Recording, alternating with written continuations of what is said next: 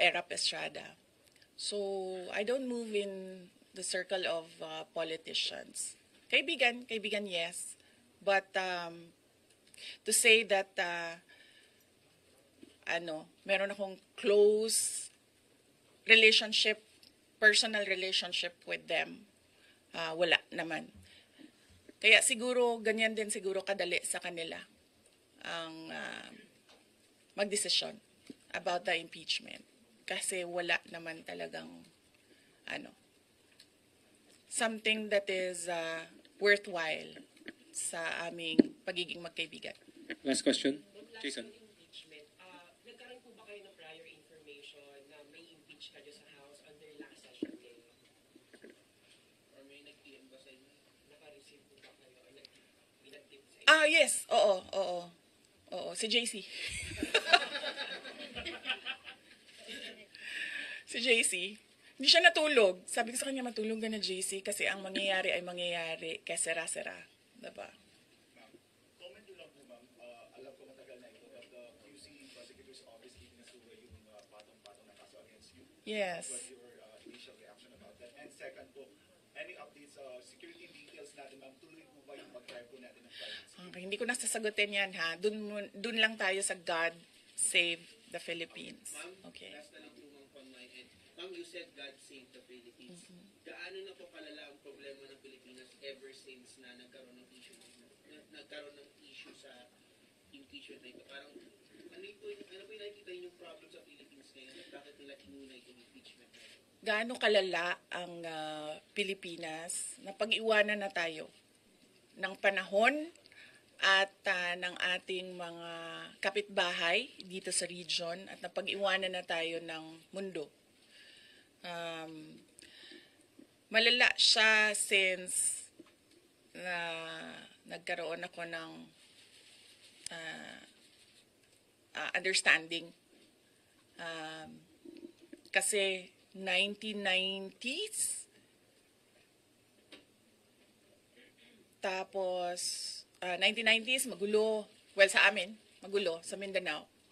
And then, ngayon, nagbabadya ang gulo sa Mindanao. So, parang wala namang nagbago.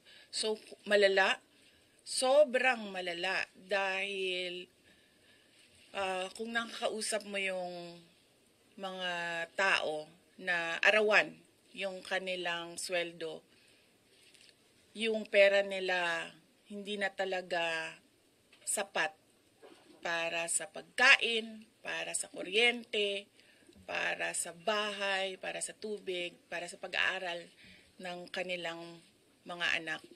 At kung basihan natin yung pag-alis ng mga Pilipino sa sarili nilang bansa ay sobrang malala dahil sobrang dami ng ating mga kababayan ang pumupunta, nakikipagsapalaran sa ibang bansa dahil wala silang makita na pag-asa, wala silang makita na oportunidad dito sa ating bayan.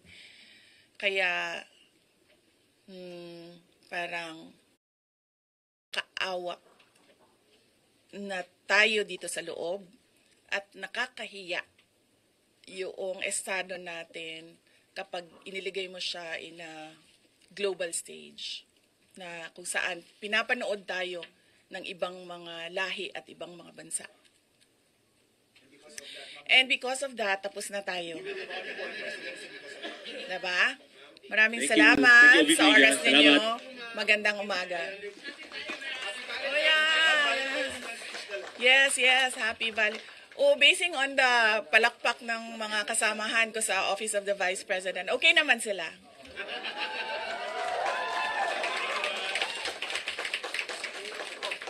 At mga Lenny supporters pa yan, ha? Tingnan mo, pero pumapalakpak sila sa akin. No, Valentine's? Yes, Valentine's. Alam nyo, mas masakit pa ang maiwanan ng boyfriend o girlfriend kesa ma-impeach ka ng House of Representatives.